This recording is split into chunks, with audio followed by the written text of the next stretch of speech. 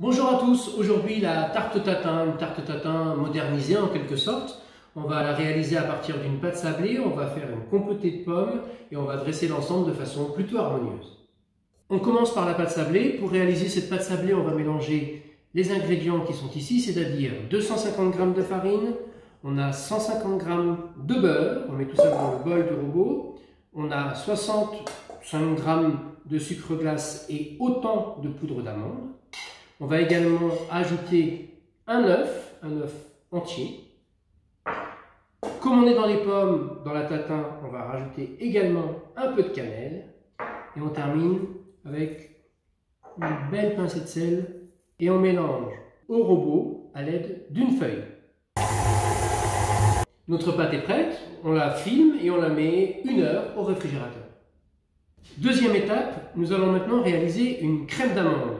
Pour réaliser une crème d'amande, la règle est toujours la même. On s'appuie sur la quantité d'un œuf et on rajoute les autres ingrédients au même poids. Un œuf, ça fait à peu près 50 g. On met l'œuf, on rajoute ensuite 50 g de sucre glace, 50 g de poudre d'amande et 50 g de beurre. Du beurre à température ambiante et on mélange l'ensemble au robot avec un fouet. Voilà pour notre crème d'amande, on la met de côté et pendant ce temps-là, on s'occupe de nos pommes. En ce qui concerne nos pommes, on en a 8 en tout, on les a épluchées et coupées en quartiers. On va faire venir dans une poêle une belle noix de beurre, il faut ce qu'il faut quand même. Une fois que le beurre est fondu, sans coloration surtout, on rajoute nos pommes et on les fait venir dans notre poêle.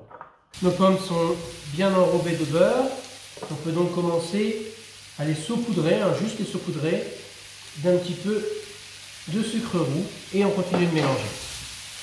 Nos pommes sont à peu près toutes enrobées de caramel. On va déglacer avec maintenant un peu de calva,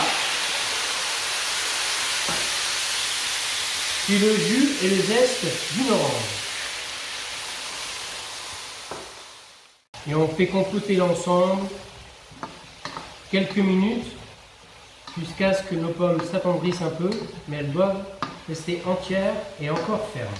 Nos pommes ont commencé à fondre, mais très légèrement. On va maintenant leur mettre un film de papier aluminium et on va les passer au four une petite vingtaine de minutes.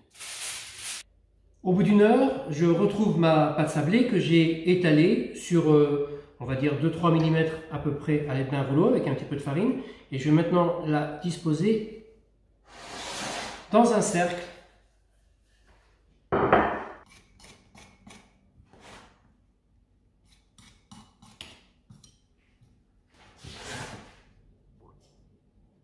Ma pâte est prête, je place maintenant un film de papier cuisson et alors on a des billes de cuisson, ça existe exprès pour ça, vous pouvez aussi mettre des haricots secs par exemple.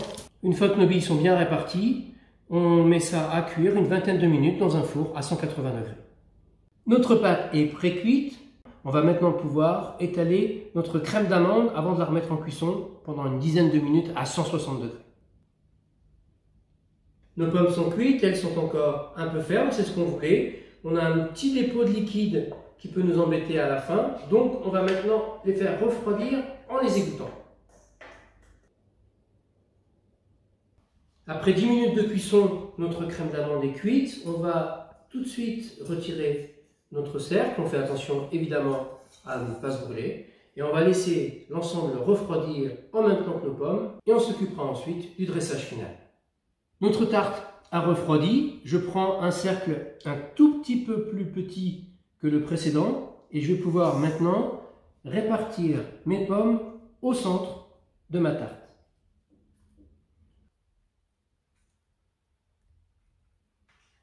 Nos pommes sont toutes réparties et maintenant avec une petite spatule, on vient répartir l'ensemble pour obtenir quelque chose de relativement uniforme.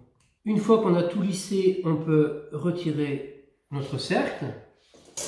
Et pour terminer, on vient ajouter, on a monté une crème liquide avec un petit peu de sucre, on l'a monté en chantilly. Et sur le dessus de notre tarte, On rajoute un petit point de crème. Pour terminer, un petit peu d'orange zesté. Et pour la déco, quelques bouts de vanille. Bon appétit, une belle et originale tarte tatin.